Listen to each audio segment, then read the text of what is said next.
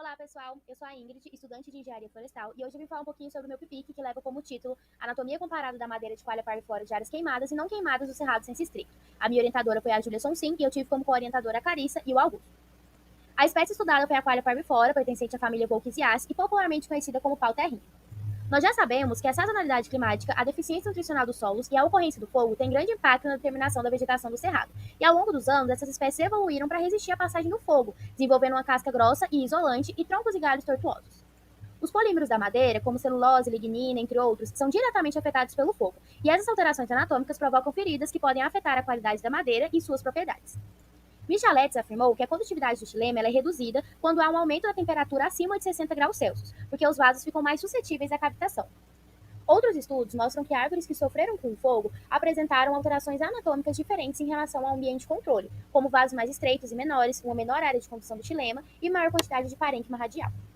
Então, o objetivo desse trabalho foi verificar se a espessura da casca da espécie Coalha parviflora protegeu o câmbio da passagem de fogo durante as queimadas bienais que ocorreram de 1988 a 2008, evitando a formação de cicatrizes no xilema secundário.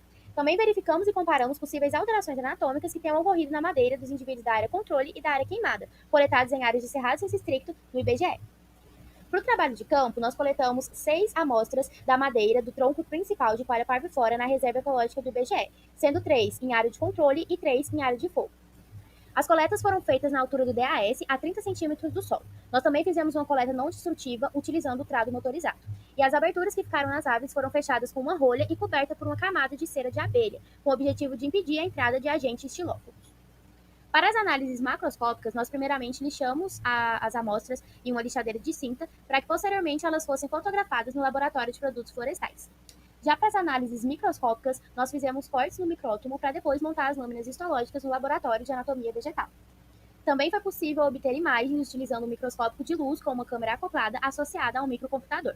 Em seguida, nós fizemos as medições utilizando o software Image Pro Plus.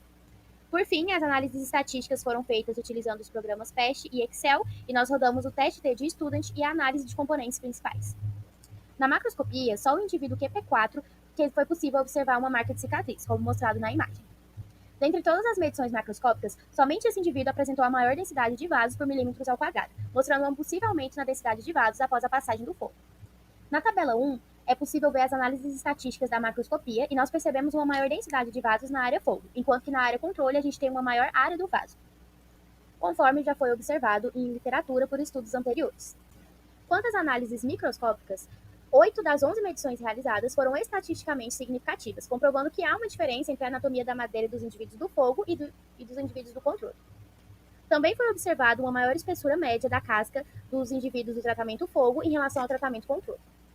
No indivíduo QP3, como mostrado nessa imagem, é possível a gente observar várias ilhas de fibra com um aumento do parênquima axial e uma redução da densidade dos vasos nessa área.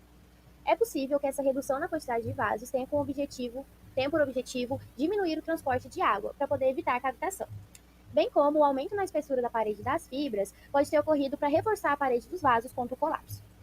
A partir desse parâmetro, foi possível que a gente montasse 3 hipóteses. Primeiro, a casca protegeu o câmbio da passagem de fogo na maior parte dos casos, visto que um único indivíduo da área fogo apresentou cicatriz. Segundo, a intensidade do fogo e direção podem ter sido mais fortes no indivíduo QP3. Terceiro, o aumento da espessura da casca nos indivíduos da área fogo em relação aos da área controle só ocorreu após as recorrentes passagens do fogo.